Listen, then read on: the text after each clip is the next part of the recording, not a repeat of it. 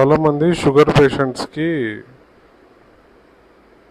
ఎవరికైతే ఈ కొత్త రకం మందులు SGLT2 ఇన్హిబిటర్స్ అని స్టార్ట్ చేసిన వాళ్ళకు కొంతమందికి తీవ్రమైన అలసత్వము, బరువు తగ్గడం, weakness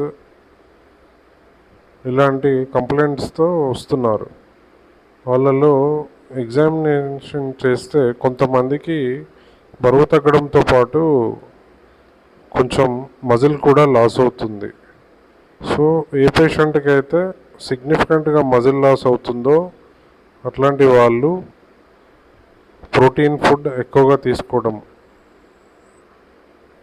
eggs, animal protein, chicken, fish మరియు వెజిటబుల్ ప్రోటీన్స్, దాల్, సోయా, పనీర్ మరియు ప్రోటీన్ పౌడర్స్ ఇలాంటివి తీసుకోవడమే కాకుండా ఎక్సర్సైజ్ చేయాల్సి వస్తుంది. ఇది నార్మల్ ఎక్సర్సైజ్ అంటే వాకింగ్, జాగింగ్ ఇవి కాదు.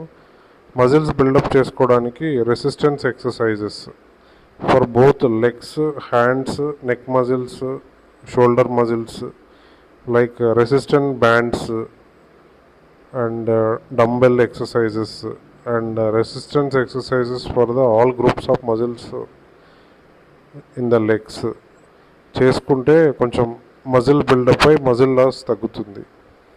ఈ గ్రూప్ ఆఫ్ డ్రగ్స్తో యూజ్ ఎంత ఉందో కొంతమందికి మజిల్ లాస్ వల్ల కొద్దిగా ఇబ్బంది కూడా ఉంది.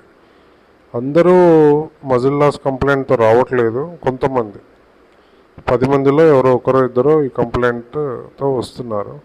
కానీ వారు కూడా సరైన diet including protein and physical exercise including resistance exercises ఇవన్నీ చేస్తే కొంచెం మజిల్ను కాపాడుకోవచ్చు.